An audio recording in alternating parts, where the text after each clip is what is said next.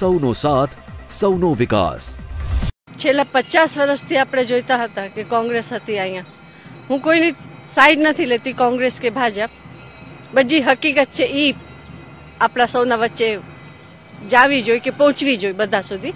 એટલા માટે કહેવા માંગુ છું કે જ્યારથી ભાજપ આવ્યું છે ત્યારથી મને તો ઘણા બધા ચેન્જીસ જોવા મળ્યા છે અને હકીકતમાં મારા ગુજરાતનું મારે જે ગુજરાત જોવું હતું એ મારું સપનું સાકાર થઈ રહ્યું છે એવું મને લાગે છે।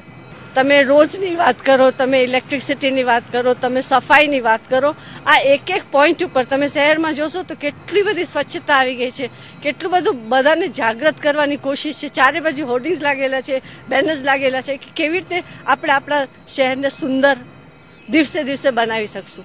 જે જોબ ઓપોર્ચ્યુનિટીઝ મળે છે નાના માણસોને, આવી સુંદર સુંદર એસી જગ્યામાં કામ કરવા જે લોકો સપનામાં વિચારી નહોતા શકતા, તો એ બધું જોઈને મને ખૂબ જ આનંદ થાય છે કે ભાજપ ખૂબ જ સારું કામ કરી રહ્યું છે। સ્પેશિયલી મારા સેલ્યુટ છે મોદી સાહેબને।